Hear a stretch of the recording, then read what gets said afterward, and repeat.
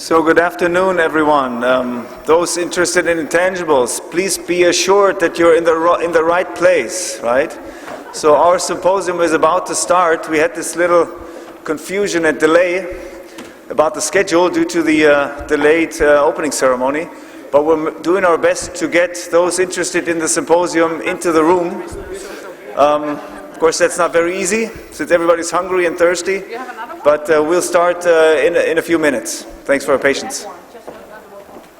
I think we just started. How is this working? Just talking. I think it's better not to. Yeah, I wanted to move it, to move around. Right.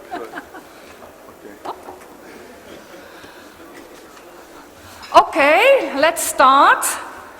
Thank you for those that are here, and hopefully some will leave the coffee break and we will be a bit more numerous. If you're on the side, can you come a bit up front, because it looks really empty when I'm looking into this room. So you're here in the symposium on better information on intangibles. If you want to hear about intangibles, this is the right place. So I'm Saskia Slomp, I'm working at Efrag, and I have the pleasure to introduce this symposium that we are sponsoring.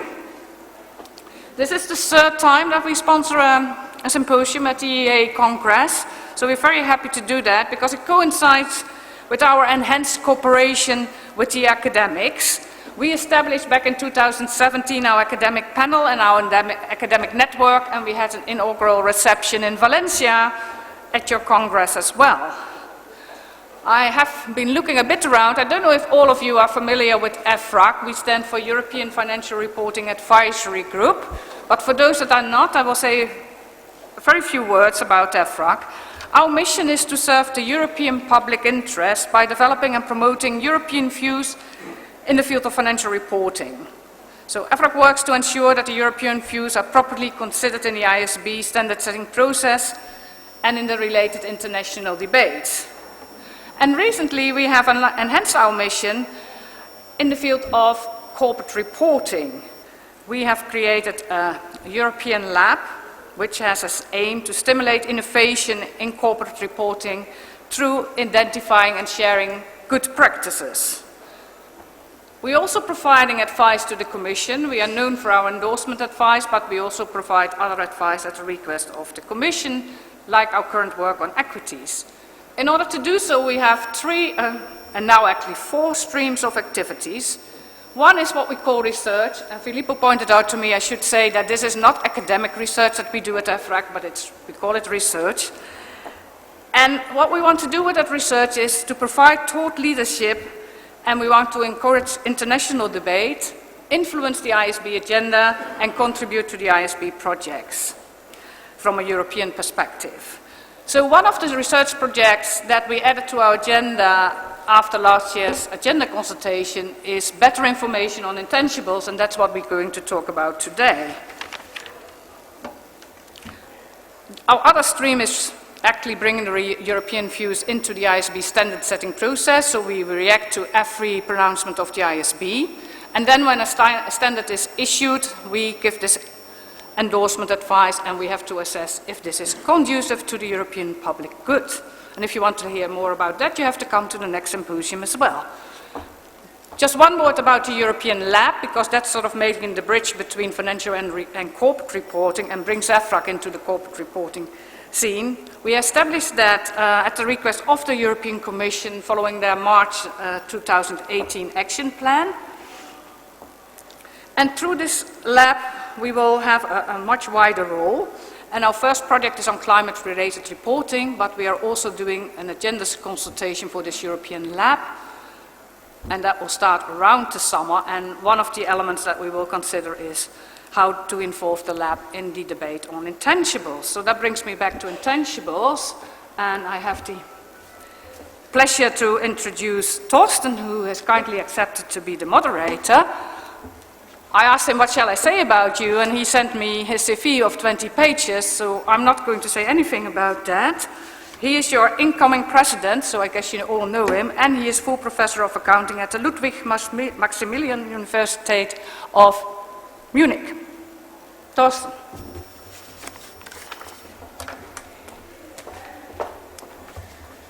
Yes, so thank you, Saskia, for introducing the theme of this Symposium and also for the kind introduction. Should have pared down my CV a little bit of all the superficial, superfluous information. I think what you want to take away is that I work in financial accounting, and much of what I've been working on the past 20 years is on tangible assets, including dissertation on goodwill. So this is a topic that has been with me and us for a long time.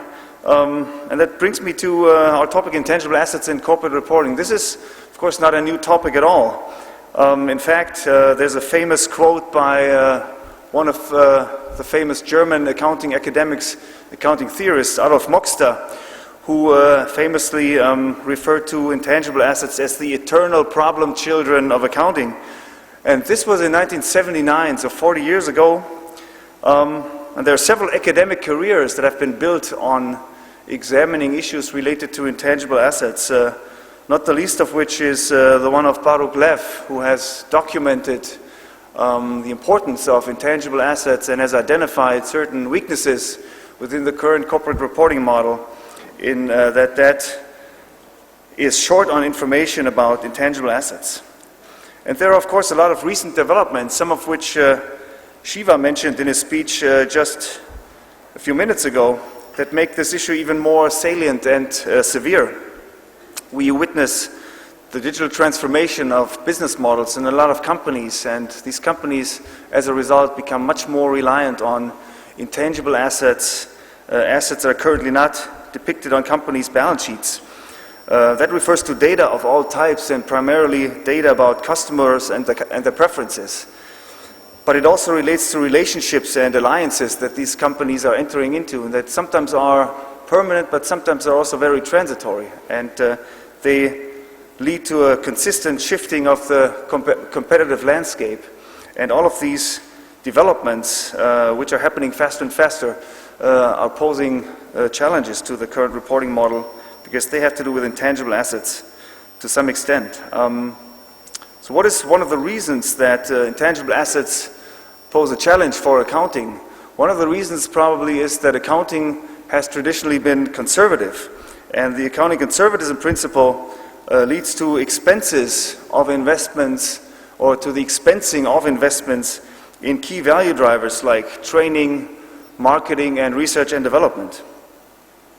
So there is a pervasive issue with accounting and the conceptual frameworks underlying accounting that basically define and underlie this struggle to make intangible assets more salient and more apparent in financial statements.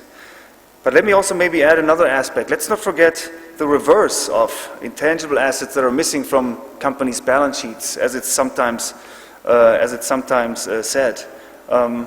We also have nowadays other events and transactions potentially missing from the financial statements. And those are the so-called stranded assets of companies that are facing declines in their business models, or potentially even obsolescence in their business models. If we think about a world in which carbon-based energy production is facing strong headwinds, potentially companies that rely on carbon-intensive energy or its production, like oil and gas companies or utilities that produce electricity from coal, those companies are sitting on potentially stranded assets that will become worthless if the push towards a more sustainable energy production will become much more pervasive. So in that sense, there's not only assets lacking from companies' balance sheets, but perhaps also liabilities, externalities. If companies, for example, are going to be forced to internalize certain externalities that they're currently generating, imagine what an airline's balance sheet and income statement would look like if we were to introduce a kerosene tax, for example. So all of these future developments are also not currently captured in the financial statements. And that's actually a topic that Hans Hogevorst, the ISB chairman, has addressed in a recent speech in early April, when he talked about the ISB's push towards broader financial reporting, broader corporate reporting. And he was actually alluding to what we have in Germany, the management commentary, the management report, which might be a good place to actually talk about and discuss and disclose the effects of these developments I've been describing on the company's financial statements in the long term. So there's a recurrent concern that we're going to address here at this panel. Is there sufficient information about intangibles? If not, what's missing? How do we fix that problem? And also, how does this notion of disclosure overload fit in? Is the solution to just provide more information, or is there potentially a saturation of information in the marketplace, and we have to think of other ways of communicating the important information about intangibles? So I'm really looking forward to re-examining this important issue with the panelists. And let me introduce these panelists that we have here today. They are selected to provide a variety of perspectives, and it's very difficult to put them into buckets because some of them actually have very illustrative, very illustrious and far-ranging careers that makes it very difficult for me to actually describe in a couple of words what their perspectives are. But certainly we want to have somebody with a clearly academic perspective on the panel, and we have Liz Demers of the University of Lausanne, HEC Lausanne in Switzerland, to provide that perspective. And Liz will bring a perspective to the table that is founded on a career in financial reporting research, examining financial disclosures, including narrative and non-financial disclosures. And Liz has researched and published widely on the issue of intangible assets, on price formation in markets, corporate failure predictions, and other types of interesting research areas that are pertinent to the issue at hand. And given her expertise, we asked, and we're happy that Liz agreed to provide her experience and expertise here on the panel. Then we have somebody representing the user perspective, and this is Sue Harding. Sue has also agreed to be part of the panel. Sue is the Managing Director of Harding Analysis, Accounting and Governance Analysis. She's also a former director of the UK Financial Reporting Council's Financial Reporting Lab, which is to some extent an inspiration for the corporate reporting lab of Efrag that Saskia has pointed out. And Sue, given her background, will focus primarily on adding the perspective of users to the discussion. Then I have the pleasure of introducing Martin Hogendorn, who I'm not sure how to introduce because he can bring all sorts of perspectives to the discussion. Martin is currently not only a professor of financial accounting at the Erasmus University Rotterdam, but he's also a judge at the Dutch Enterprise Chamber in Amsterdam, which conducts special inquiries and investigations into the affairs and actions of companies. And to add to this, Martin is also an advisor to the Dutch Ministry of Law and Safety on financial reporting issues. To complete his vita, Martin also is a former partner at EY and a chairman of the Dutch Accounting Standards Board. So probably the skills and experiences that we can wish for are all actually collected within Martin's person, but it would have looked bad to have only one person on the panel, so we complemented him with three others, right? And the final person on the panel, Filippo Poli, is currently the Efrag Research Director and a former auditor with 25 years experience in international accounting and auditing. So thank you all for joining the panel today, and let me now turn over the floor to Filippo, who will introduce this topic of today with a short speech. Thanks, Filippo. Thank you, Torsten, and good afternoon, everybody. I don't really have answers to all the questions that Torsten was asking, but I will put a few more points on the table so we can start the discussion later. And so first of all, let's see why we would possibly have a problem when we talk about intangible and financial reporting today. Well, of course, there is no denying that investment in intangible is growing, whatever metrics you take. And part of the problem is that we may not even have very good statistics on investment in intangibles, but whatever statistics you take, you will see basically the trend of investment in intangible going up and the trend of investment in intangible going down. This is a quite famous graph from a book from Professor Baruchlev, and this is about the US. Similar things you can see if you look at a recent publication from the European Commission. So whatever we can say, it can change from country to country, it can change from industry to industry, but clearly the general trend is that investment in intangible is becoming more and more important. So faced with this trend, we look at the accounting requirements from intangibles, and we see that they are quite restrictive. I mean, this is about internally generated intangible. Okay, if you buy them, you just recognize them for their cost. But if you develop internally, well, there are very, very strict recognition criteria. I'm talking about, in particular here, about IFRS, about IS 38, but I'm not targeting especially IFRS, because if you look at the US GAAP, if you look at national GAAP in Europe, we'll find probably very similar accounting rules. So if you have internal research costs, you can't develop, you can't put them on your balance sheet, you have to expense them. If you have development costs, you have a very lengthy number of conditions in order to be able to recognize these assets on your balance sheet. And even if you meet these conditions and you put these assets on the balance sheet, you most of the time will have to carry them at the production cost, which again can be something that loses relevance very quickly over time. Well, you can say, well, recognition is not the only way where financial reporting can provide information about something, about some item, but even if you look at the disclosure requirements, and if you look at the disclosure that entities currently provide, you won't find a lot. So again, it seems like intangibles, financial reporting is struggling a little bit, and there are some very good reasons for that. I mean, I'll suggest a few of them, and also you have to consider that IS 38, for instance, is a young man in his mid-20s right now, was developed early 20s, was published around 95, 96, so it's like 25 years ago almost, and things have certainly changed. Okay, you could say, well, even if financial reporting does not capture these items, what's the problem? I mean, entities are making investments anyway, so accounts are just for, well, auditors, accounting geeks, and other people like that, but, I mean, economy can work even if financial reporting is not perfect. So I try to think about it a little bit and say, okay, well, normally what we normally say is that if financial reporting doesn't really work, it can lead to misallocation of capital.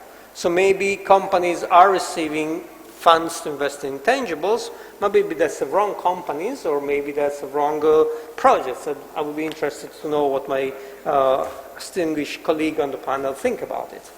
Another thing is that, as very often mentioned, is that the incomplete information and the lack of visibility of intangibles may cause a restriction of access to finance, especially for companies that are intangible heavy. Well, first of all, intangibles, well, you don't see the information on the balance sheet, you can't collateralize them, so these companies may have a little bit more problem in accessing finance. Again, so this could be a potential negative implication of the fact that we have inadequate reporting for intangibles.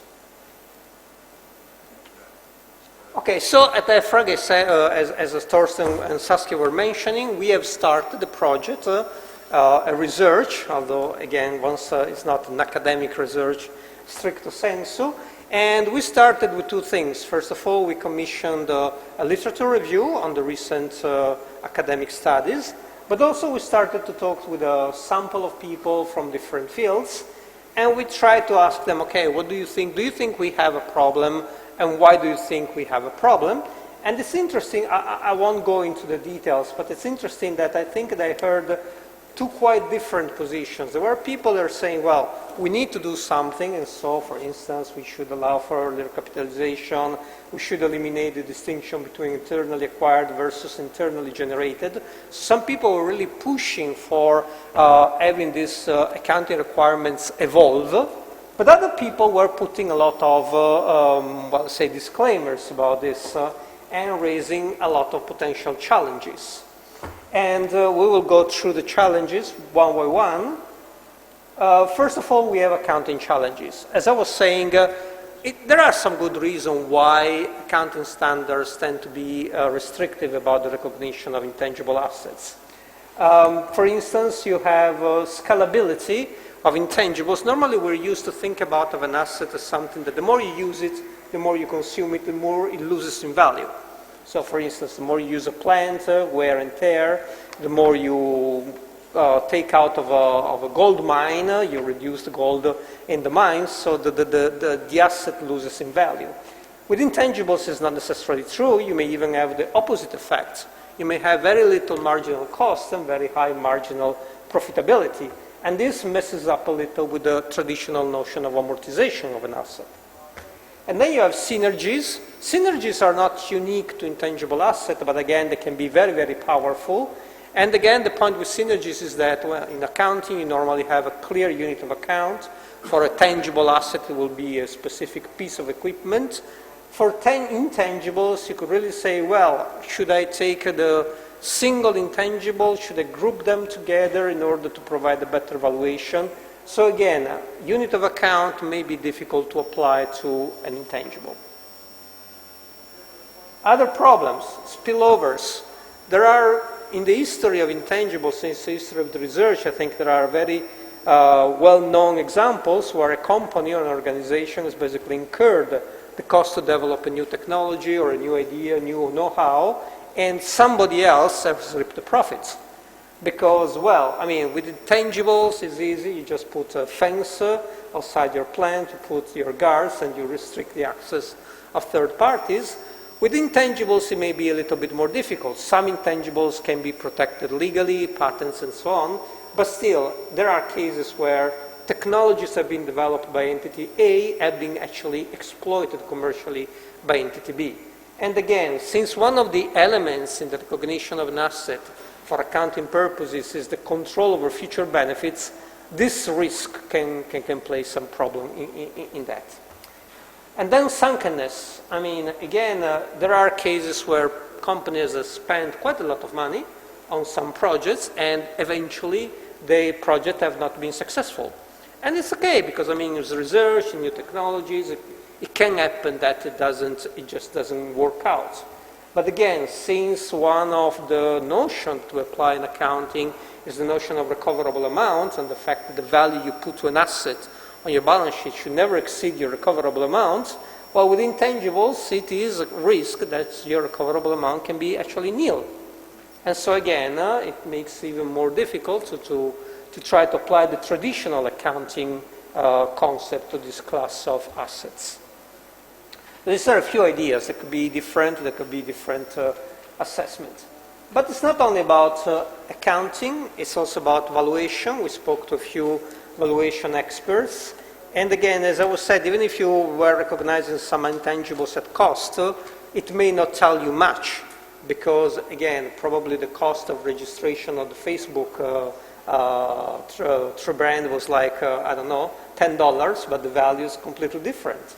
But again, if you try to apply the traditional valuation approaches, and the market approach, the income approach, the cost approach, you will find yourself to challenge with the fact that often you don't have active markets. You may have transaction, you may have sales, but probably every intangible may be a little bit unique. So even if you can find some sale price, you would have to adjust it. You've had the problem with discount rates. Even if you apply some kind of income approach, you would have to take a discount rate that reflects the risk of the asset. And again, it may be difficult to find something. Contributory asset charges, again, I mean, there is a literature, there are valuation standards, but if you talk to the people that work, they will tell you, well, putting a fair value, market value on intangible asset is very much of a challenge. They have to do it, for instance, in business combination, but people, and also users, I think Sue maybe will have to comment on that, they tend to look at these fair values of intangibles with a lot of skepticism. And finally, I mean, of course this is very important for companies that are investing in intangibles, but some people told us, wait, maybe managers don't even want to provide a lot of information. And they mentioned at least two reasons. First of all, accountability. If you invest in a project and the project goes bad and you have provided a lot of information in the past, it is possible that people will ask, wait a second, what happened? And manager would have to defend and explain, or if you just put it in profit and loss as a cost and don't say anything about it, well, you may not have to justify in future anything about this. And concern about proprietary information. I mean, the more information you provide in your accounts about what your company is doing, the more potential ideas you can give to your competitors to go and take away some of your benefits. And as we said before, intangibles are particularly prone to spillovers effect. And so again, companies may say, well, yes, I prefer not to say too much about my. And that's something that is, I think it would be interesting and will be mentioned later, because some people are pretty much persuaded that the solution to this problem is some kind of voluntary disclosure regime. But if there are strong disclosure disincentives, well, a voluntary disclosure regime may not work very well. I'll just finish by saying, well, so far I've been talking about financial reporting, financial statement, accounting standards, but of course, while corporate reporting is not only bound to those boundaries, and of course in the last 30, 40, 50 years, I don't know how long this discussion has been going on, other organizations that are not standard setters have tried to address and have tried to put down ideas of frameworks and taxonomies and categorizations of intangibles and way to provide information. There are like literally hundreds of models. If you go around and search, I'll just mention a few ones. This is quite famous. This is integrated reporting framework. They don't mention specifically intangible asset, but they refer to the intellectual capital. And of course, intellectual capital, you have all kind of training, know-how, technology development.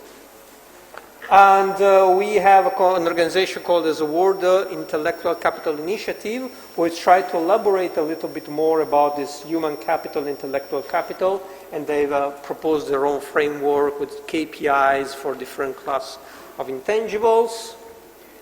And this is, for instance, something that I found in some publication sponsored by the European Commission. Again, some ideas about the potential element of a taxonomy for different classes of intangible, and what would be the question and the description that an entity could provide in order to provide information.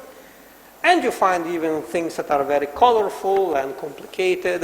This one is, again, a proposal about for capital model with all the interactions. So again, the point I just wanted to make is that, well, maybe the answer cannot be reached by accounting requirement and financial reporting. Maybe there is an answer that lies outside the boundaries of financial reporting. Again, something that we can discuss during the discussion. And again, the idea was just to put a few points on the table and help Thorsten jumpstart the conversation. Thank you.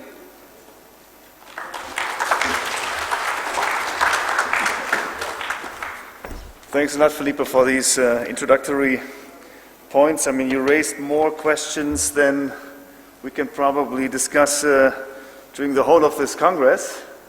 But I will try to put some structure on those and get you to discuss some of them on the panel. I will have to say that given the time issue we face, I want to be a little bit strict as a timekeeper. So please don't be mad at me when I give you clearly interpretable signs that you please need to close your argument. So let's start maybe with Filippo's point that you started the discussion with. So is there a problem, right? So is there a problem about information about intangibles today? And I think the question can be rephrased as an issue that is hovering above this whole discussion in a way. Is regulation needed? Or are there other ways to solve any problem that might exist? In a way, it's not obvious that if the market works, so if demand and supply of information clears, if the market works, then it's not obvious why there should be a problem and why there should be a demand for regulation. So in your initial comments, I would like to ask all of you for a short statement, 1-2 minutes maybe, about the question, is there a problem about intangibles? Are there frictions in the market that prevent information from intangibles to be supplied in the quantity and quality that the market demands? And is there any visible evidence of such frictions, of a problem existing? If I could ask you to all comment on that, be very grateful. And because Filippo, you deserve a short break after your introductory speech, may I ask perhaps Martin on the right-hand side to take the stage first.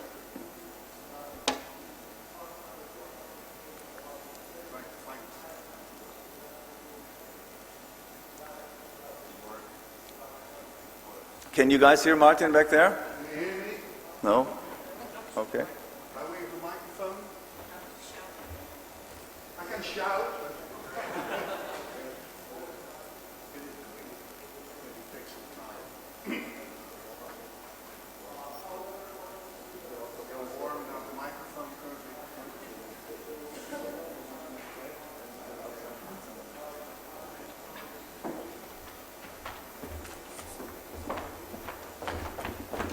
We do it this way then, that's better I think. Thank you Torsten for inviting me. Thank you Saskia for inviting me on the panel. I'm trying to have the role as preparer auditor, so that's a certain perspective on it. And even as preparer auditor I would say yes, there is a problem with intangibles. And I see the problem especially in accounting for intangibles. If you look at current accounting standards, then you see that they are inconsistent and therefore unsatisfactory. Well, Filippo already mentioned the inconsistency between self-generated intangibles and acquired intangibles. That's an inconsistency. And acquired intangibles should be on the balance sheet and self-generated intangibles not, except for development cost.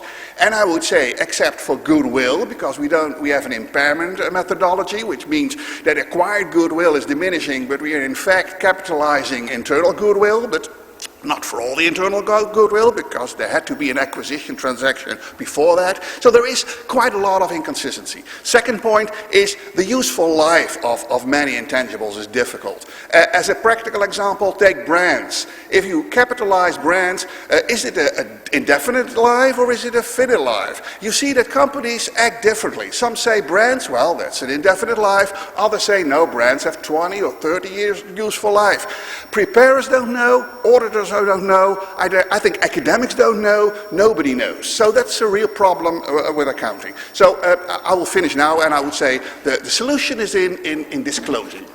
And I would not be a proponent of having more intangibles on the balance sheet, maybe even less. But that's for later. Okay. So thanks, Martin. Sue, you might want to take another try at the microphone. Okay.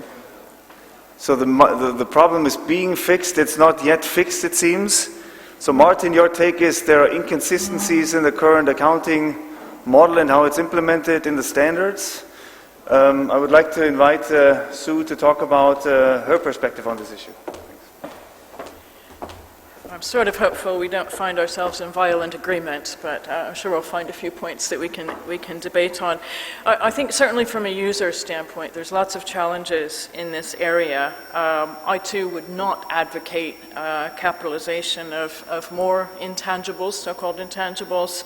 Certainly the investors that I work with and the sell-side analysts, I do not get them asking for more to be capitalized. The questions go more along the lines of, why has that very long life been chosen for a capitalized intangible? Or what policies have been applied, and sort of a perception of inconsistency in how assets are capitalized under IAS 38. I think the debate really should focus on investment, expenditure, less of an asset focus, therefore, and really sort of characterized in a wider context. To me, it's about the business model and the strategy and what's important to producing value over the longer term. What are the risks, what are the opportunities, and then maybe a discussion of what might be called intangibles. Two of the very challenging areas certainly are the business combinations and the capitalization of intangibles that wouldn't otherwise be capitalized. Yes, we're trying to capture the cost in that sense of how these assets have been acquired, but there is a difference in the accounting and a sort of a disruption in the accounting that we as analysts need to then try to pick out. There's also industries that are very much focusing on, say, R&D through joint ventures that are equity accounted, so that's another stream of very important activity to the business model. Some that have very distributed supply chains, for example, that are just investees, so again, another accounting methodology. And I'm sure we'll have more time to talk about what should be, but I do think the area for significant focus is really on the expenditure, the flows, in other words, of expenditure, which inherently is investment in intangible areas. With that, I might leave it. I don't know if we've got a new mic. New mic? Still working on the mic. I think this is actually looking like it works. Thank you. Yes, so now we've heard these two perspectives from a more practice and user-oriented view.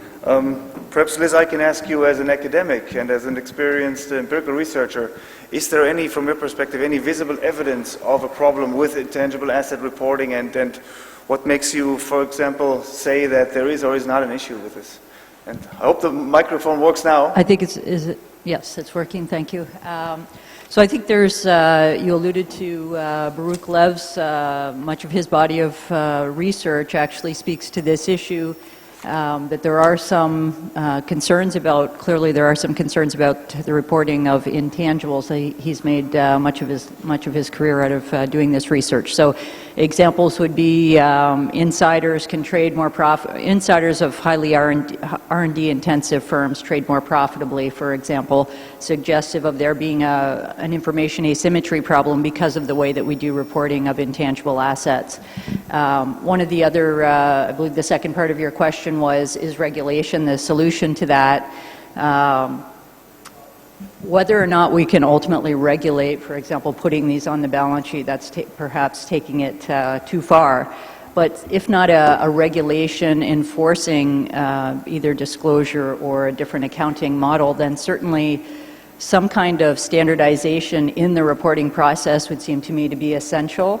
And I believe that the examples that we're seeing coming out of the ESG, CSR, et cetera, reporting that is intimately linked with this discussion would suggest that some form of attestation is ultimately also going to be very important to the reporting of intangible assets.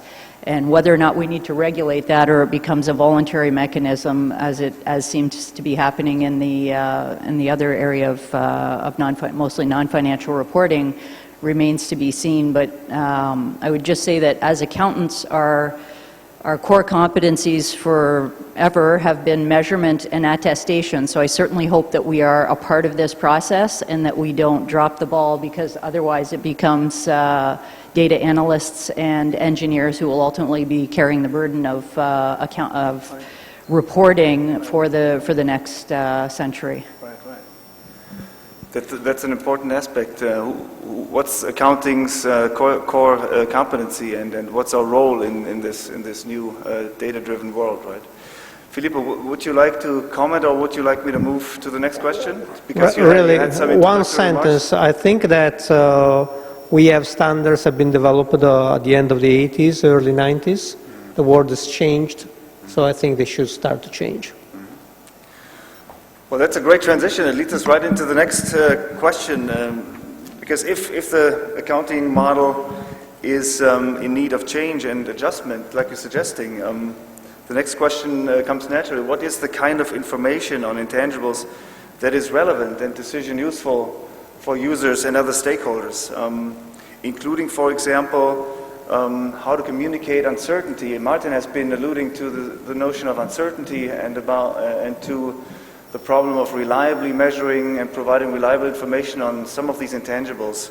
And I want to ask, perhaps Sue, if you want to go first from a user perspective, what could be information on intangibles that you as a user would deem relevant? And then we can discuss later how to make that information reliable. Yeah.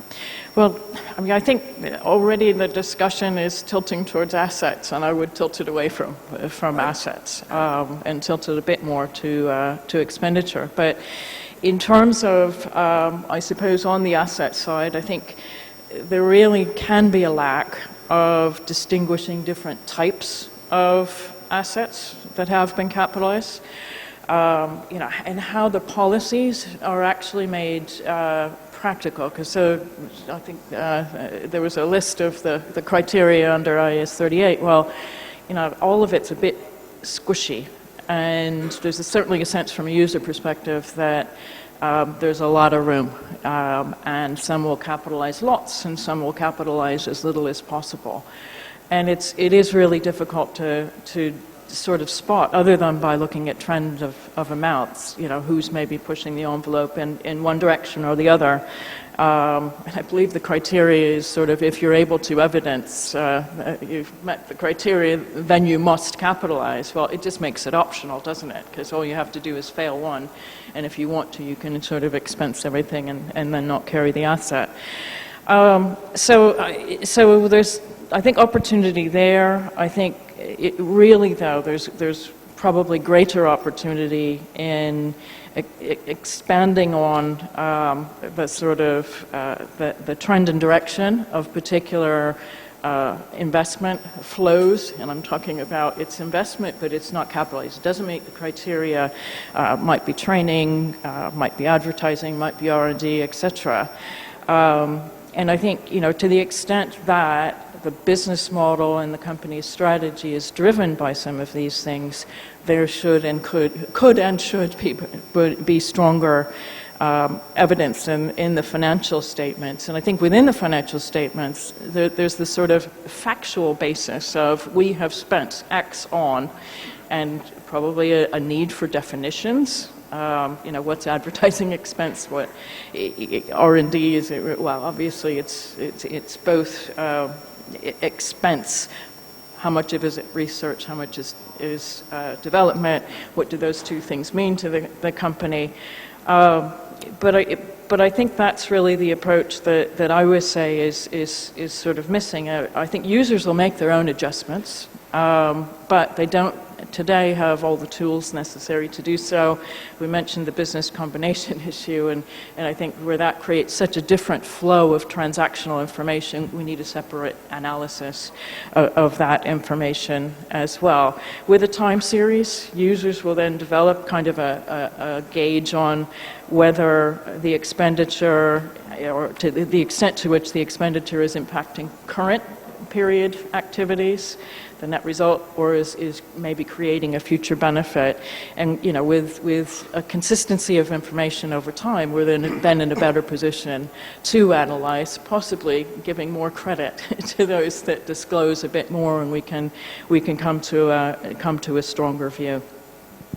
Thanks, Susan. So let me maybe touch upon this or expand upon this notion of future economic benefits, because that's of course the defining feature and key issue in the conceptual framework as well. So is an expenditure, is a cash outflow related to something with future economic benefits or not? And that will define whether we expense it or treat it as an asset. Of course, there's more ways of communicating about intangibles than recognizing them as assets on the balance sheet. Maybe, Martin, I can ask you, what would be, from your perspective, ways of alternatively communicating about the value of intangibles, including also communicating about the uncertainty that is inherent in some of these investments. And I'm thinking about the whole range of possible instruments, right? Recognition, measurement, presentation, disclosure. So what's your take on that? Well, my take on that is that I think intangible asset is an ideal way of trying to combine non-financial and financial information. And integrated reporting is one of the models Philip mentioned. And if you really look at the intangible assets, whether they're on the balance sheet or not, let's say self-generated goodwill. Well, we'll never put that on the balance sheet, at least. But it's important. I would say, I'm not a user, but from a user perspective, I would think it's important. So I would plea for a sort of value gap reporting. You only put the intangibles on the balance sheet where the measurement error is relatively low, so where the degree of uncertainty is relatively low. For instance, because there is a market for selling or there is a market for buying the intangibles. And as soon as the intangible is intertwined with other intangibles, let's say a brand which is connected to a customer list or to a patent, and where the unit of account, as you mentioned, is a problem, where you sort of have a cash generating unit, and it's very difficult to allocate future cash flows to whether it's from the brand or from the customer list, or whether it's reputation or innovative character of the company or whatever. There are so many interrelated elements contributing to the real value of the company that I would say that put only those intangible assets on the balance sheet with a relatively low measurement uncertainty, and that's less costly also for preparers and auditors to verify, and then give more information between the value gap, which I mean, especially for listed companies, you can have the market capitalization, and you know the equity, which is on the balance sheet, and try to explain that by key performance indicators, for instance.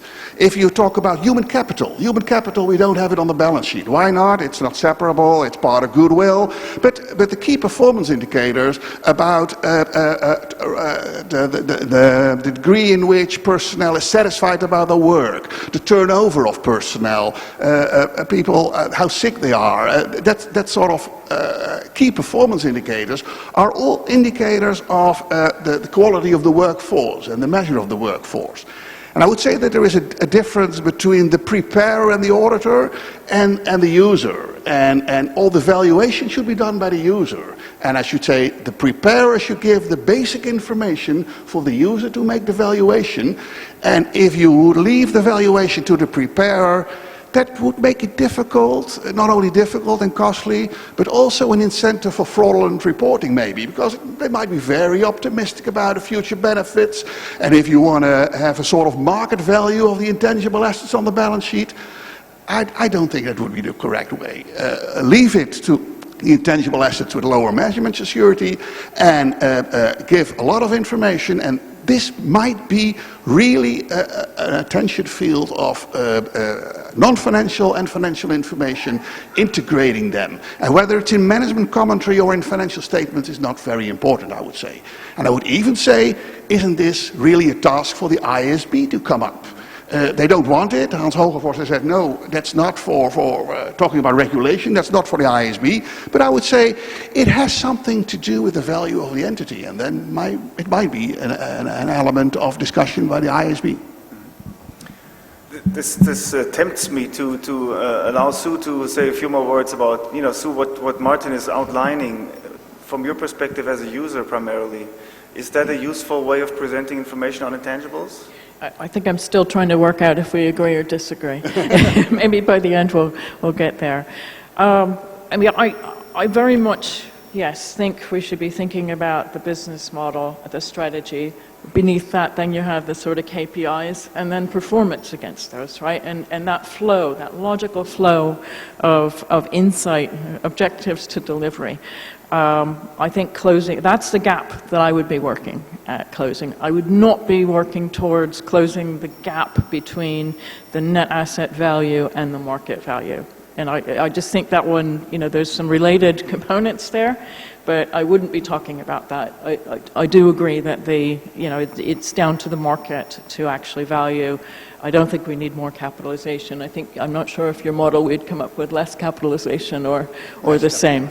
Possibly a little less. Okay, I think a little less we could certainly agree on, but just what criteria. But it's the business combination ones that really sort of come up the works in terms of doing any financial analysis, but maybe less in terms of, less wiggle room, less ability to flex, have I met the criteria or not, would be very, very helpful. So KPIs, yes, ideal, because that then links into the governance of the organization and what they're intending to deliver on. So Liz, hearing this reminds me of the old discussion that we had in the literature for many years about what's the purpose of financial reporting. Is it about valuation or about providing inputs to valuation? What is your perspective on that? Where do you stand on, from a research perspective, what is currently or what should be the objective of reporting, especially for intangibles?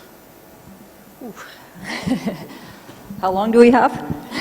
Wow, 20 not very seconds or long, less? unfortunately. So, well, I'm being persuaded that perhaps it isn't our role to value these to the point of putting them on the balance sheet. But, for example, the Financial Reporting Council's recent proposal for how to enhance the accounting for intangibles, I think, is a reasonable middle ground in that they do some of what I think you had in mind, which is to separate the expenditures on the income statement between that which is current period versus that which is expected to have future benefits without actually capitalizing those benefits. So we're still in the expensing world, but they're providing a more informative perspective on the expenses.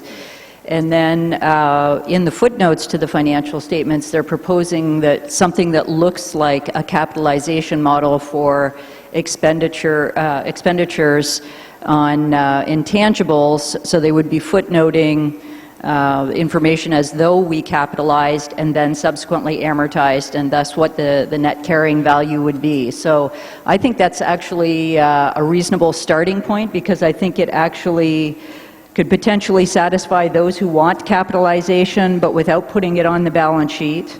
And then it becomes an empirical issue in terms of, or does it appear, we can do the standard archival research, does it appear as though users are actually using this? We can also do more user-focused research and actually ask users whether they're using it, do surveys and so forth, to see whether this is the route that we should be going. And maybe we stop there. Maybe we don't use this as a stepping stone as we did for stock option.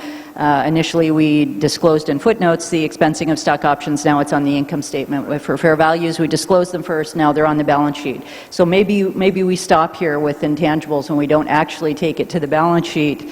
Maybe we actually do go further, but I think that this is a reasonable first step towards trying to satisfy both parties, ultimately not putting it on the balance sheet, which it sounds like there's a lot of resistance to, and certainly not going to a full market valuation of the intangibles, which the uncertainty inherent in that is I think we all agree is going to be problematic, and it's probably a non-starter in practical terms. Yeah. And we do have established research methods to gauge to what extent that information is useful for investors, right? So if I imagine that now we're going to see a split of expenses into those that management expects to have future economic benefits and those that don't, then we would clearly expect them to be correlated with stock prices and stock returns in very different ways, right? So this would be another interesting research opportunity if those kind of disaggregations became available. And we as researchers should certainly say about something about what the market associations tell us about potential decision usefulness of these values. Although that, of course, is not the only gauge or the only criterion that we should be using. Let me maybe turn a little bit to, well, we've been talking about the challenges already, but to a slightly different type of challenge in this context. Many of you, or some of you, have mentioned the notion of business models and how decision useful information, relevant information, is to some extent entity specific. KPIs should be defined. This reminds me a little bit of the management approach. We see a lot of non-GAAP measures being defined by companies to signal and to communicate their unique value generating potential. On the other hand, I was taught by my supervisor and his supervisor at the time, Walter Busse von Kolbe, that valuing means comparing. So I'm wondering about the notion of comparability. So if every company uses their own way of describing their unique, and that's by definition, of course, something unique, their business model, with their own self-defined KPIs, and we can no longer really compare companies across the range of firms within an industry and even across an industry.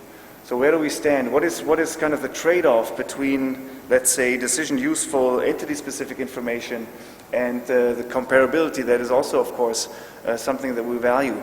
I'm leaving this up to you. Who would like to comment on that? All of you are, of course, qualified. Martin, maybe. I think there is a relationship between the the measurement uncertainty and the comparability. Because, well, if there is an objective measurement, then the measurement is comparable. But if it's very subjective and there is a lot of uncertainty, I've been an auditor for many years, and even something like impairment, recoverable amount, it's very difficult to have comparability on the recoverable amount because it's very uncertain.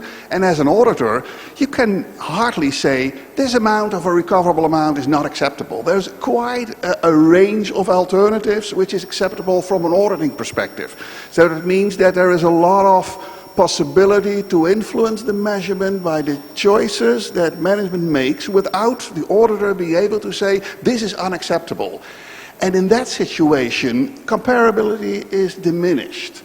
So I would say comparability fits within items where there is a sort of a market or there is a sort of market price, or, but it's less important in situations where the measurement uncertainty is very high. And then maybe comparability should be replaced by more objective, non-financial KPIs and leave it to Sue to make the valuation. Right. Well, I think some of this, if we had more clear policy and sort of accounting policy and definitions of expense categories, that would enable the ability to compare. Okay, so just slightly distinguishing comparability on the face of it, you don't have to look further. I don't think we get there. And I think, businesses are different. Their business models will be different. How they're driving the business forward, the strategy, that will be different. So I think we need those distinctions and nuances in how the board is really driving things, but then we need the disclosure to support, yes, us making any adjustments that we might need to. I think this is kind of one of these areas of IFRS, maybe others as well, but to the extent that we're sort of leaning a little bit too heavily on something like IAS1 to say, tease out significant flows and show them separately, it's not really working systematically in practice. So we probably do need something to sort of instill that, and whether that's changes in the standard, changes in how auditors are able to press companies, changes in how those that are reviewing the accounts for compliance are approaching these topics. And certainly the KPI issue is a complex one, but I think there too we've got moves within regulation to sort of, at least as a first step, provide more adequate disclosure. That's probably got to run a few years. We see what more we're getting, and if we can make heads or tails of some of these and understand why they're different, why and how, maybe it'll need something after. This is the same sort of thing, and I think there's a very strong relationship, certainly when you get into intangibles that have been capitalized in business combinations, and lots of adjustments that analysts are currently having to make or feel they have to make. And they don't always have the information to do it. So let me maybe push you a little bit, you two a little bit on this, or all of you maybe. So one Kodak moment that I had in teaching. So I teach executive MBAs in financial accounting and financial statement analysis once a year, and I keep bringing in a good old friend of mine who is working for a private equity fund. And I ask him, give a speech on your job and what you do, and please make sure that you highlight why accounting is important and that it's really cool to study accounting and that financial statements are actually interesting. And he keeps doing a very good job at that, but he always finishes with this idea of valuing companies in the way that private equity firms obviously do, namely by using valuation multiples. So PE houses, it seems from his talk, use very simplistic valuation methods, namely they take enterprise value over EBITDA multiples and price companies in that way. And that means to me that you have to condense all the information you have about a company into an EBITDA figure and into an EBITDA enterprise value multiple. And so in my view, this really calls for a lot of comparability at least in the basis on which EBITDA is calculated. So how can we kind of combine this idea that earnings or EBITDA is a summary measure and needs to capture all the valuation relevant information, but at the same time we're looking for a lot of disclosures, a lot of different types of disclosures, financial, non-financial, quantitative, qualitative. So how does that all fit together? I realize this is a question that I would not like to get as a panelist, that I wouldn't know the answer, but maybe some of you have thoughts on this.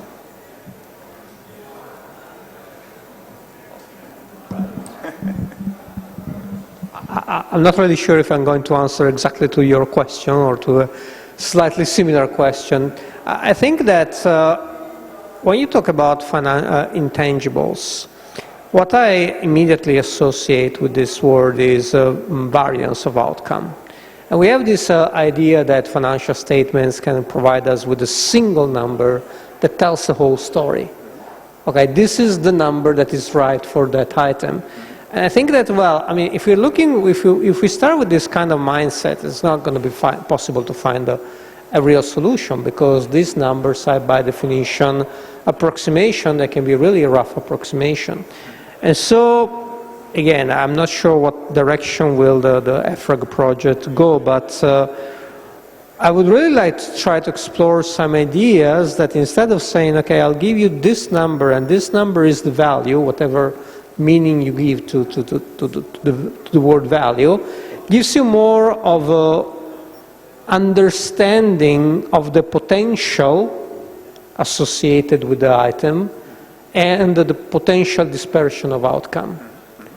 And of course, it's not going to be statistical, it's not going to be scientific, it's not going to be 100% accurate, but I think we should start to go somehow beyond the logic of the single number that tells everything.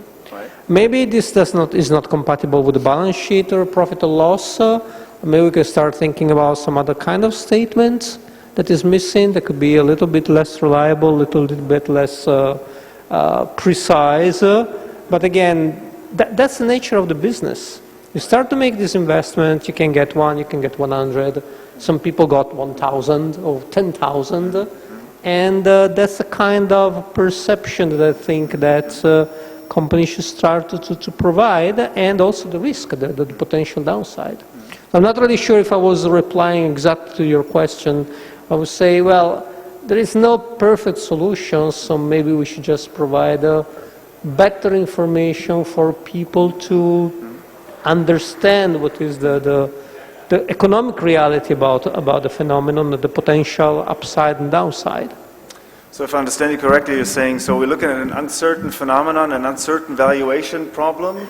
So let's not focus on getting the mean term, getting the expected value right, but let's focus on talking about and providing transparency about the distribution. There seems to be, however, some kind of a problem in practice with communicating information about uncertainty and distributions. And let me give you an example that's also from my teaching, one of my favorite topics to talk about.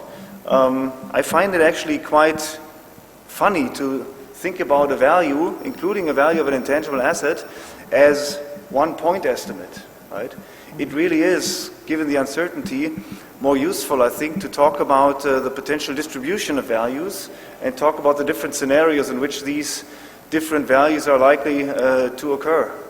And the expected value is just one parameter, only one type of displaying that number.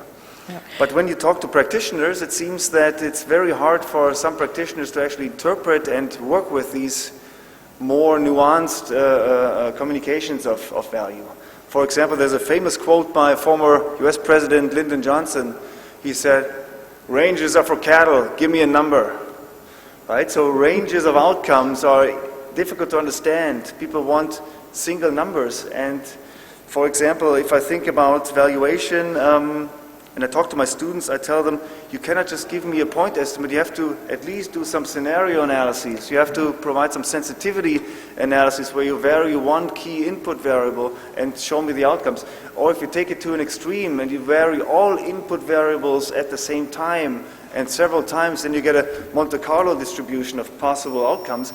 But then people in practice seem to struggle with that kind of information, and that's why for some reason this is not really becoming mainstream. So maybe you can talk about other communication issues or information processing problems with these kinds of information. Yeah, that's the sort of thing I did want to just interject. I think the sensitivity issue is one that certainly in some of those you can think about some standards that have sort of institutionalized sensitivities to pensions and interest rate changes or something like this. But so maybe something of sensitivity analysis. I think it is inherently dangerous just to look at one ratio and make a decision, although there's lots of screening that is, at least screening, that is done on that basis to sort of narrow down to maybe a smaller number of stocks that you then might want to do some more work on. I think most are doing some work or outsourcing some of that work to the sell side if they're not able to, if they don't have the resources internally.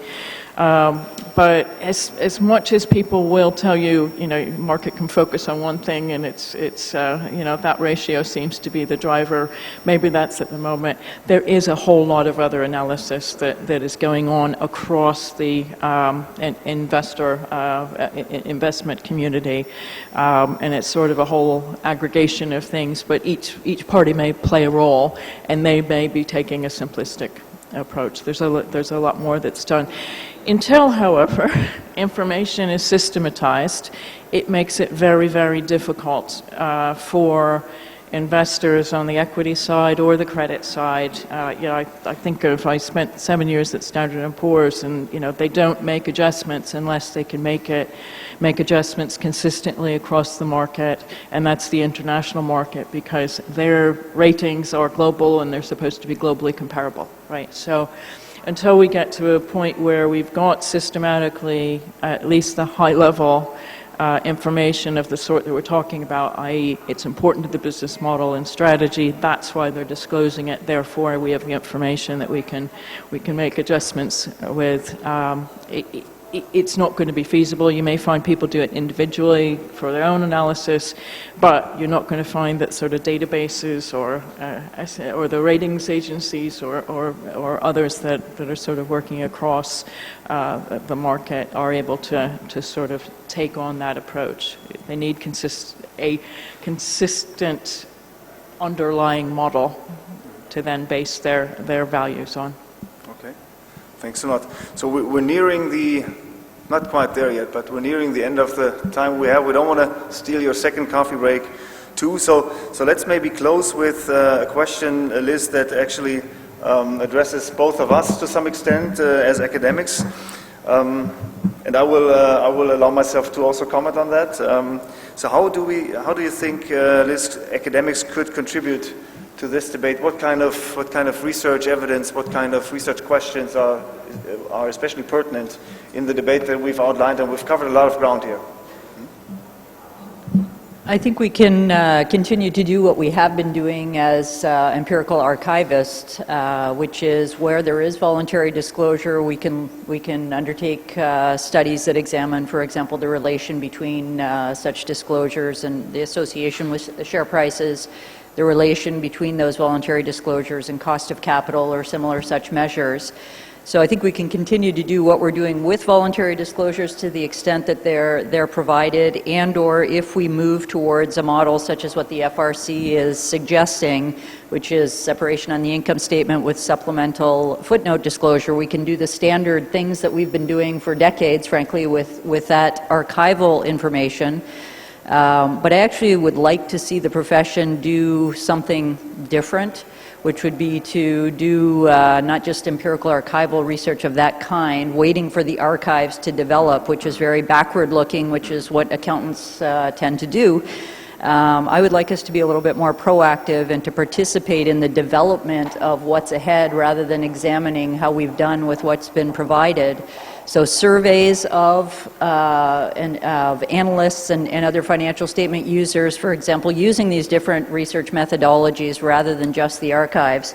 Surveys and or more field-based type research where we look at an even smaller sample of what are they looking at, how are they using this information in order to develop more of an information provision framework that will ultimately be rather than ex post evaluating it, let's ex ante develop it with the constituents, but in an academic way, using the tools and methodologies that we have available and that we're well trained to contribute with. Thanks a lot for that. So this is almost as if we had agreed ahead what we were going to say, because I have a very similar view. And I would even go a step further. Sometimes it doesn't even seem obvious to me that studying in a qualitative way through surveys, interviews, what information users actually do and need. Sometimes it's even, I think, a more fundamental question of what actually the objectives are with which users approach the financial statements and other information.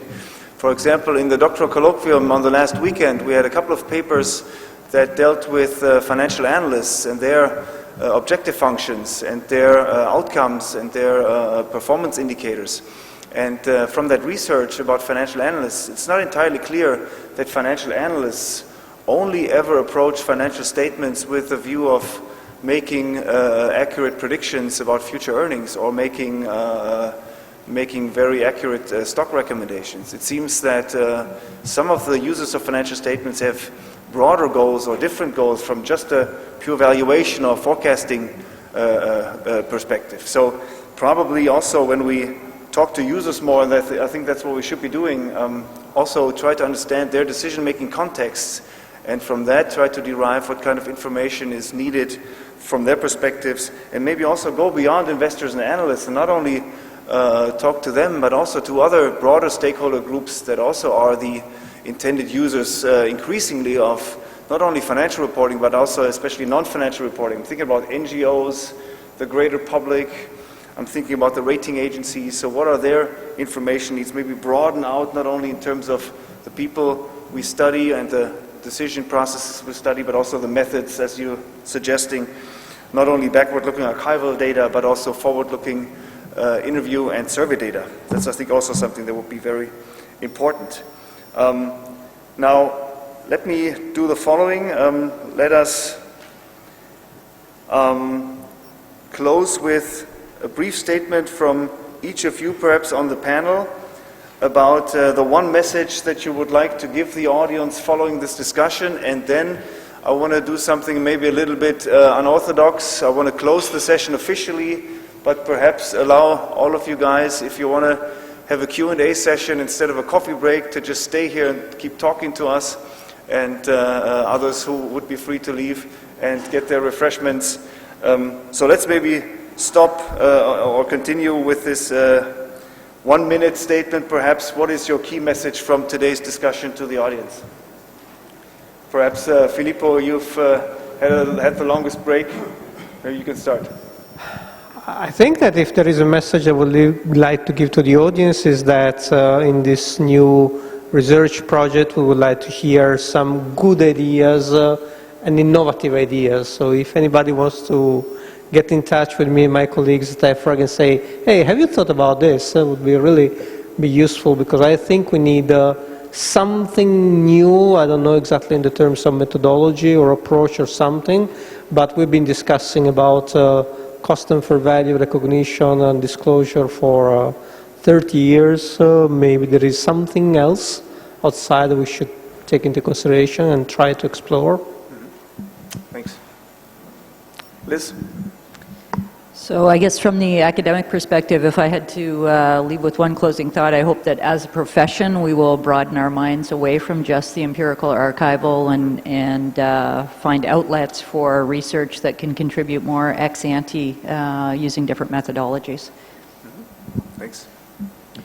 Yeah, I think that would be great, and anything that can sort of help us better understand this sort of connectivity from business model strategy, KPIs, delivery, and the outcomes, and how the market reacts to that would really be quite beneficial. It's quite difficult to align the flow there, but anything that contributes on that path to our better understanding of what's needed would be tremendous. Well, my message would be that the future of understanding intangible assets as value drivers would be the connection between non-financial and financial information. And I would advise the public to have a look at the Philips financial statements. They have a very interesting statement, not in their financial statements, but in their management commentary. They are monetizing their external effects, the CO2 emission, their plastic distribution, but also they're trying to monetize their employment relationship, the supplier relationship, and which is a little bit the other way around. It's making financial the KPIs. And finally, I believe in some sort of combination. And Philips, of course, there cannot be regulation in that respect. Companies have to try to work with it. And I think Philips is working on his reputation, on his brand name, which are all intangibles. And this is one way of working on its intangibles and communicating information to the public. And I think more entities will follow the Philips path. Thanks, Martin. So I want to add, or I want to second Liz's statements about the research that we should be doing as a profession. I'm very much in favor of what you've said. I'm also interested in suggesting to the standard setters and policymakers that perhaps we should be a little bit more open in terms of exploring this notion of communicating uncertainty and finding innovative ways of representing the uncertainty in the future estimates of value in the financial statements, and probably thinking about the financial statements as a piece of paper, as a paper document that is two-dimensional and that is static is probably not the way to go. But there's technology available that allows us actually to manipulate large data sets and show easily how value reacts to differences in assumptions, the changes in assumptions. We should probably exploit that type of technology more in communicating what the company's value is and where it lies. And with that, I would like to close, and I think we've had an interesting discussion that covered a lot of different aspects. I hope you feel the same way, and now I want to open the floor for questions and answers, having said that you're of course now free to opt for the refreshments, and we're not going to be mad at you, but if you want to stick around and discuss with us, I think we can certainly sit here for another 15 minutes. Okay? Thank you very much.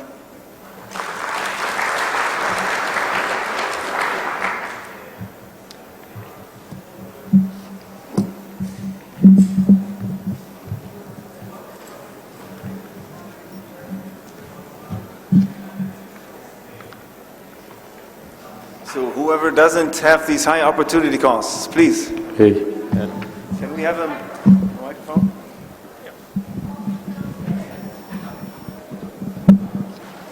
Thanks. So this is Martí Wask from Tilburg University, junior professor there. So I fully agree with many of the things that have been mentioned here, but it is true that I'm an owner of a small company in my hometown Barcelona, and one of the things that I really struggled with was when I had to go talk to the banks to get loans, just one of the most important ways of financing that small companies have. And so it seems that here the debate is always at the investors level, because we have archival data sets and this is the type of research that we mostly do, but 90-something% of the companies in Europe are SMEs, not traded companies. And so many times you go to the banker, to the lender, and she's going to tell you that, okay, I'm sorry, but your equity to total assets ratio is just useless. But you're an e-commerce, you're an innovative company, all your value lies on the intangible, and well, what do you do with such a situation? It seems that here it is to speak to the debate that we were saying that if any, probably intangible assets should be kind of slightly removed from the asset side of the balance sheet. Maybe not removed, but let's not keep increasing them. So for financing, and this was one of the issues that Filippo raised in one of the first slides, right? Accessing to finance for these firms. Right. So you're alluding to a different user group, and that is lenders and their take on this issue. Do we have responses on the panel for this? So Martin, please. My experience with lenders is that they start by eliminating goodwill and intangibles when they are going to look at financial statements. So it wouldn't help to have more intangibles on the financial statements from a lender perspective. And what they find more important is quality of management and the future. They talk to management and the future prospects and how the strategy is. And so I don't know if I understand you well, whether it would help to have more intangibles on the balance sheet to have a better chance of financing. I doubt whether that would help. I don't know if others have other comments on this. Well, yeah, I think that's probably right, and I think quite often we do talk about the public markets and the bigger companies, but the smaller ones I strongly feel can benefit from better reporting, and certainly they may not have the same non-financial sort of management commentary requirements, but I would think it could be quite beneficial if you've got a good story to tell on that business model and strategy and how it is delivering. Telling that story in the financials or within the financial package. It may not be within the audited financials, but being transparent would be a benefit to that extent. So my take would be that there are probably differences in risk preferences or degrees of risk aversion between users of financial statements.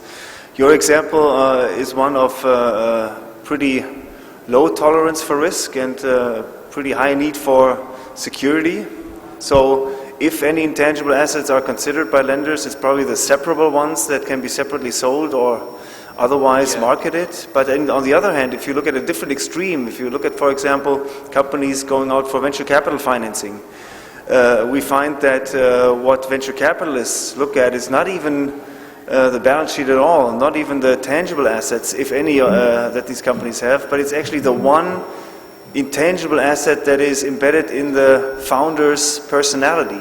They don't even look at the business model so much, they actually look at the founder's personalities, and if they think that these persons can actually make it happen, so that's the other extreme. So it depends probably on the risk preferences or on the utility functions of those users. Yeah. Any more questions? Yes, please, here in the front row.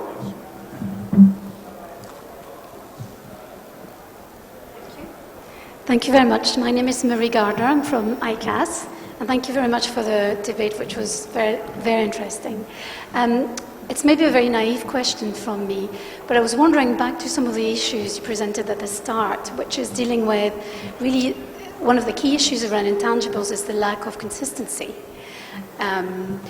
If we go on the premise that we are going to use a voluntary framework as opposed to regulation to request companies to provide additional disclosures on their expenses flow, their intangibles, when we want this to be linked to value creation and business models, and ultimately that leads you to potentially disclosing your proprietary information and your competitive advantage. How do we make this happen if it's just a voluntary requirement, where a lot of companies, from a non-financial KPIs perspective, is what we find, the disclosures are very inconsistent because companies shy away from disclosing proprietary information. So my take on that would be that if a voluntary disclosure type of model without regulation is to work, that I do think we need some kind of standardized framework to help overcome these challenges, and given the very particularities of intangibles and how unique some of these asset classes are, certainly the individual assets, but the classes are, or how particular they are to an industry, for example, then presumably industry-based or asset class-based models for discussion and disclosure are going to need to evolve, and there's some evidence of that coming out in the integrated reporting arena. So we have some basis for that already starting, and I think that a voluntary disclosure model will necessitate some kind of cohesion. Otherwise, putting it together in some, as the user world would suggest, trying to put that together when one firm is disclosing this way and these measures, and this one is discussing and disclosing in a different way, just it doesn't make it large-scale, potentially large-scale usable, and especially in the level of screening, the first step for many quantitative funds. So that doesn't mean that it's a regulator in the traditional sense. It need not be the IASB or the Financial Reporting Services Commission or something like that, but perhaps some other such body like Efrag. Maybe we'll come up with a suggested reporting model that people will adopt to make it usable.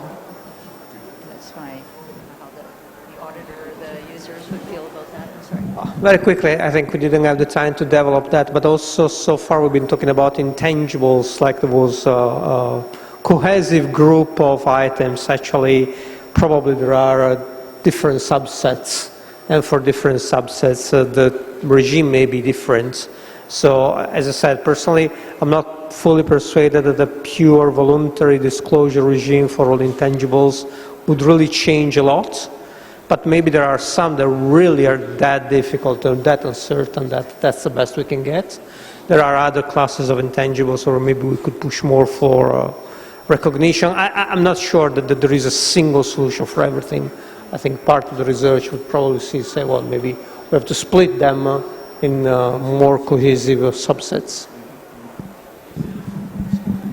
So to me, voluntary disclosure always reflects a trade-off between disclosure costs and benefits, right? And the benefits will vary across companies. They will include user responses that probably relate to the reliability of the information, to the extent that the information is credible.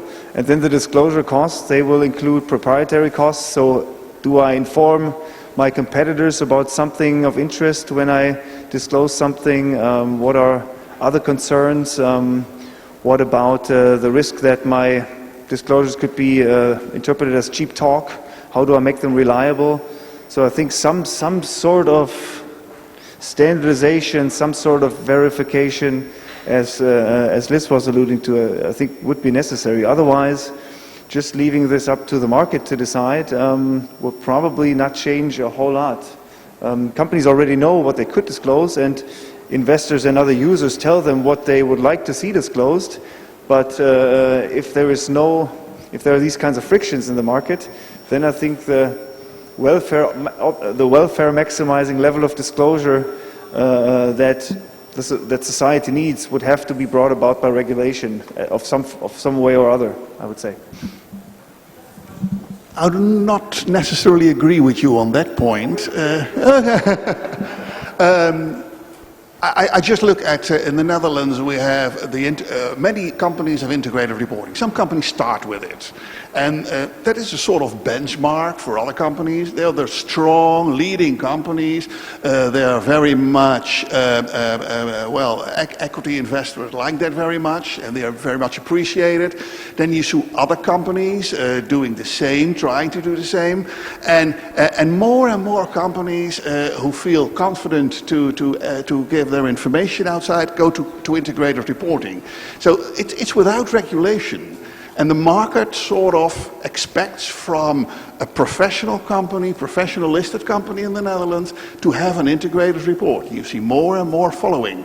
And there are some differences, but there are also some best practices, and people look at best practices, and maybe regulation can be a part as a sort of confirmation of what is best practice.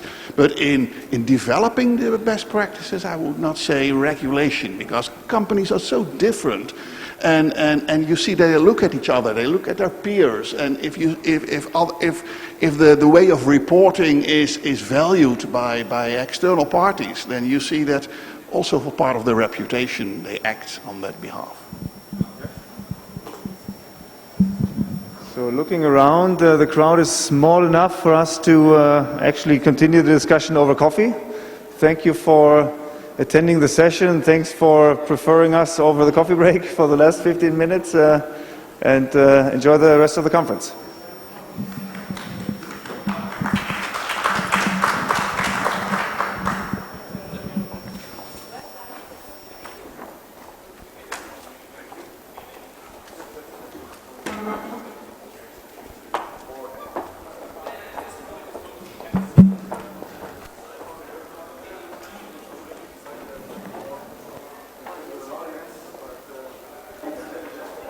Send them away.